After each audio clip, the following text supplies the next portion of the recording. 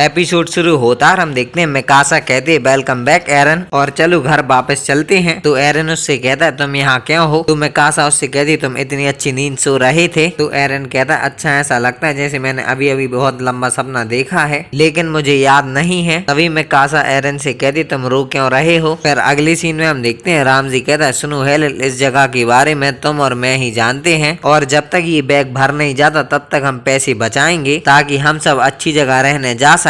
तो हेलेल उससे कहता है लेकिन रामजी अगर तुम इसी तरह चोरी करते रहे तो हो सकता है किसी दिन तुम्हारा लेफ्ट हाथ भी काट दिया जाए, और तुम्हें ग्रैंडपा को फिर से दुखी नहीं करना चाहिए। तो रामजी कहता है किसी को तो ये करना होगा, नहीं तो हम कभी उन टेंट्स में से बाहर नहीं निकल पाएंगे, और हर साल कई लोग मर जाते हैं क्योंकि वे सर्दियां नहीं झेल पाते। इसीलिए अगर मैं मर जाऊं तो ये पैसे सभी को दे देना। तभी वहाँ से बहुत सारे लोग भागने लगते हैं। तो वो लोग पलट के अपनी दूसरी तरफ देखते हैं और बाहर से बहुत सारे टाइटन्स आ रहे होते हैं। और यार तुम सभी लोगों को पता ही होगा कि पिछले सीजन में हमारी एरन ने रंबलिंग स्टार्ट कर दी थी। फिर अगले सीन में हम देखते हैं एरन कह रहा होता है मुझे नहीं पता कि ये फ्यूचर में कितना दूर होगा, लेकिन यहाँ मैं सभी को मारने जा रहा हूँ, और इसका मतलब है कि हमें कभी कोई रास्ता नहीं मिला पैराडाइस के जीवित रहने का, और सब कुछ चला जाएगा घर, ड्रीम्स, एनिमल्स, लोग। तभी एरन की नजर एक प्रेग्नेंट लेडी पर पड़ती है और उसे देख के उसे अपनी मॉम की याद आ जाती है। और एरन कहता है मॉम क्या सोचती हूँ, क्या हम एलियंस को ही मरना चाहिए। ठीक वैसे ही जैसे बॉल्स का किंग सेल्फ डिस्ट्रक्शन का रास्ता चुनता है, तो कम से कम मरने वालों की संख्या में बहुत बड़ा अंतर है, और अगर वास्तव में एलियंस का सफाया हो गया तो टाइटन्स प्रॉब्लम ही नहीं रहेगी। लेकिन बस मैं एक्सेप्ट नहीं कर सकता एक ऐसा एंड। तभी एरन की नजर एक गली में पड़ती है, वहाँ पर एक बच्चे को कुछ लोग मार रहे होते हैं। तो एरन उसे देख के कहता है मैंने इसे फ्यूचर मेमोरी में देखा था। उसके बाद एरन उन लोगों के सामने जाके खड़ा हो जाता है। तो उनमें से एक आदमी एरन से कहता है ये सीरियल चोर है और तुम्हें इससे कोई मतलब नहीं है, तो यहाँ से जाओ। तो एरन हाँ कहता है और एरन वहाँ से जाने लगता है, और एरन अपने मन में कहता है मैं इस लड़के को वैसे भी मार डालूंगा। और अगली सीन में हम देखते हैं एरन उस लड़के को बचा लाता है, और एरन अपने मन में कह रहा होता है ऐसा लगता है कि फ्यूचर चेंज नहीं होता है। उसके बाद वो लड़का एरन को थैंक यू कहता है। तो एरन उस लड़के को पकड़ के बार बार सॉरी कहने लगता है, और एरन रोने लगता है। तो वो लड़का कहता है आप रो क्यों रहे हैं। और यार वो लड़का और कोई नहीं रामजी ही था। फिर उसके बाद हम प्रेजेंट में वापस आते हैं और हम देखते हैं रामजी के ग्रैंडपा रामजी और हेलेल को अपने पास में बुलाने लगते हैं। तो वो सभी लोग वहां से भागने लगते हैं और टाइटन्स उनकी तरफ ही आ रहे होते हैं, लेकिन उनके भागने से कोई भी फायदा नहीं होता है क्योंकि टाइटन्स बहुत फास्ट होते हैं। उसके बाद हेलेल उन टाइटन्स को देख के कहता है क्या हम कुछ ले जाएंगे। तो रामजी कहता है बिल्कुल नहीं, और रामजी को एरन की कहीं बातें याद आने लगती हैं। उसके बाद वो सभी लोग वहां से भागने लगते हैं। तभी हेलेल के सारे पैसे गिर जाते हैं। तो हेलेन उन पैसों को जाके उठाने लगता है, तो रामजी उसे पीछे खींचने लगता है, और एरन कह रहा होता है या उस दुनिया जैसा कुछ भी नहीं था जैसे मैंने एयरमेंस की किताब में देखा था। और फिर रामजी और हेलेल भी भागने लगते हैं और उनके पीछे टाइटन्स आ रहे होते हैं, और थोड़ी सी ही देर में रामजी और हेलेल घायल होकर वहीं पर गिर पड़ते हैं, और रामजी को एरन की सारी कई बातें याद आने लगती हैं, और टाइटन्स रामजी और हेलेल को कुचलते हुए आगे बढ़ जाते हैं। और भाई वहाँ पर टाइटन्स के पैरों के निशान सिवाय कुछ भी नहीं बचता है। फिर उसके बाद हम देखते हैं कुछ लोग गेट खोलने के लिए चिल्ला रहे होते हैं और गेट खुलता ही नहीं है, और तभी वहाँ पर सारे टाइटन्स आ जाते हैं और सारे लोग टाइटन्स के पैरों से कुचले जाते हैं और मारे जाते हैं, और टाइटन सब कुछ तबाह करते हुए आगे बढ़ते जाते हैं, और वहाँ पर टाइटन्स के पैरों के निशान सिवाय कुछ भी नहीं होता है, सब कुछ तबाह हो चुका होता है। फिर थोड़ी देर बाद हम देखते हैं लोग टाइटन्स को देख के भाग रहे होते हैं और चिल्ला रहे होते हैं, लेकिन टाइटन्स उन सभी को मार देते हैं और वहाँ पर सब तबाह करते हुए टाइटन्स आगे बढ़ते जाते हैं। फिर उसके बाद हम एरन को देखते हैं। एरन कह रहा होता है जब से मैं बॉर्न हुआ मेरी आंखों के सामने बॉल्स खड़ी थी, और एरन कुछ प्लेसेस के नाम ले रहा होता है और कह रहा होता है जो कोई भी उन चीजों को देखेगा वह इस दुनिया का सबसे स्वतंत्र व्यक्ति होगा। और एरन अपने दोनों हाथ फैला के कहता है तो ये है फ्रीडम, और तुम क्या सोचते हो एयरमैन। फिर अगली सीन में हम एयरमैन को देखते हैं। एयरमैन कहता है एनी मैंने कभी नहीं सोचा था ये इतना रिलैक्सिंग होगा। तो एनी एयरमैन को अपने पास में बैठने के लिए कहती है। तो ये सुन के एयरमैन उसके पास में बैठ जाता है। तो एनी एयरमैन से कहती है मुझे रियलाइज हुआ है कि इतने सालों से मुझसे बात करने के लिए मैंने तुम्हें थैंक यू तक नहीं कहा है, और एनी एयरमैन को थैंक यू कहती है। और एनी कहती ये बहुत अकेला था, ऐसा लगता है कि मैं अपना दिमाग खोने वाली थी और मेरे पास बस हिच और तुम सुनने को थे, लेकिन तुम उस रॉक से बात क्यों करते रहे जो कोई रिस्पॉन्स भी नहीं दे सकती, और वहाँ लड़कियां मुझसे ज्यादा मजेदार और खुशमिजाज रही होंगी है ना। तो ये सुन के एयरमैन कहता ये उसके बारे में नहीं है, ऐसा इसीलिए क्योंकि मैंने तुम्हें मिस प्रॉमिस किया और एरमिन शर्माने लगता है। तो एनी उससे कह दे क्यों, तो एरमिन उससे कहता है क्या तुम सच में नहीं समझी, और हिच ने मुझे इसके बारे में बहुत चिढ़ाया। तो एनी उससे कह दी हम क्या कर रहे हैं ठीक उस समय जब पूरी दुनिया में करोड़ों लोग कुचले जा रहे हैं और तुम एक गुड पर्सन हो, इसीलिए तुम मेरी जैसी एनिमी से बात करते रहे, ठीक वैसे ही जैसे तुमने एरन के साथ रिफ्यूज करने की कोशिश करने से इनकार कर दिया और ये संघर्ष से बचने के लिए था और एक भयानक मॉन्स्टर के साथ जो मेरी तरह किसी भी समय जाग सकता था। और ये कह के एनी वहाँ से उठ के जाने लगती है। तो एयरमैन उसका हाथ पकड़ लेता है और कहता है यहीं बैठो, और एयरमैन कहता है लेकिन मैंने डिसाइड कर लिया कि मुझे गुड पर्सन कहलाना पसंद नहीं है। मैंने बहुत से लोगों को मारा है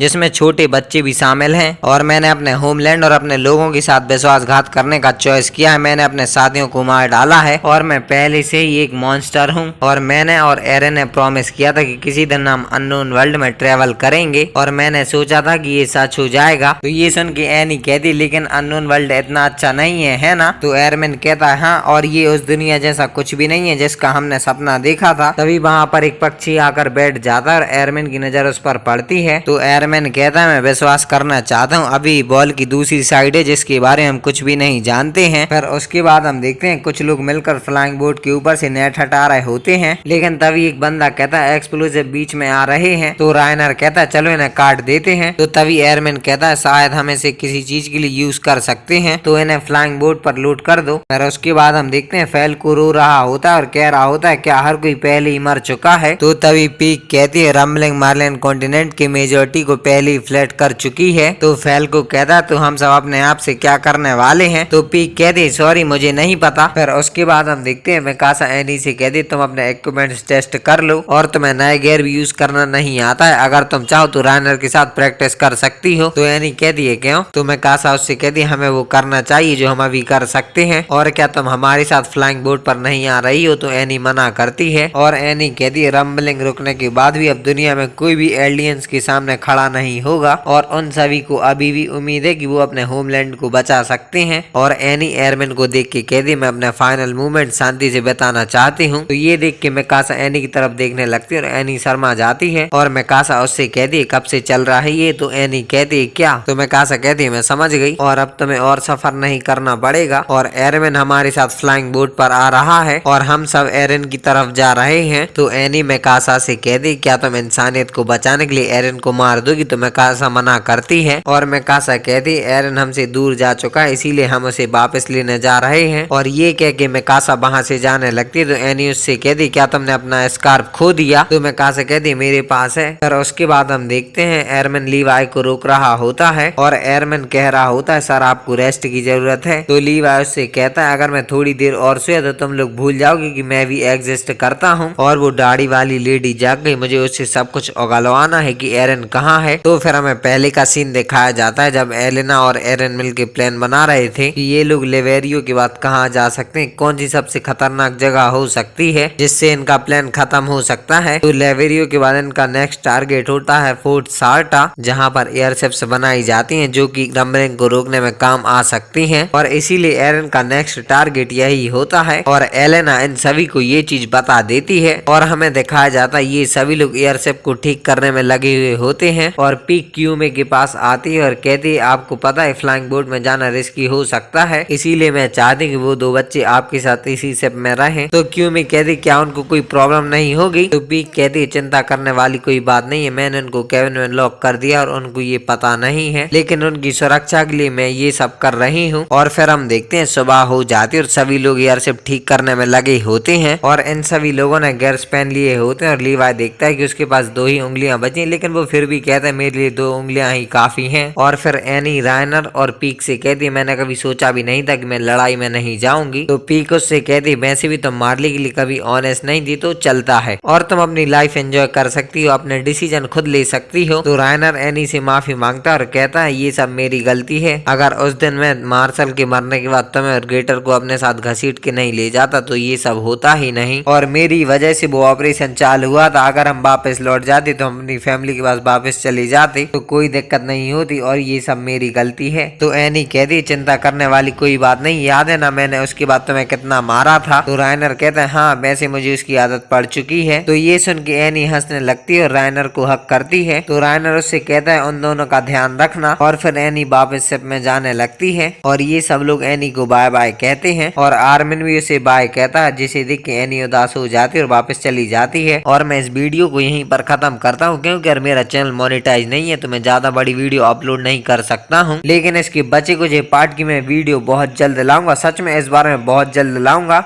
तो तब तक लिए बाय बाय।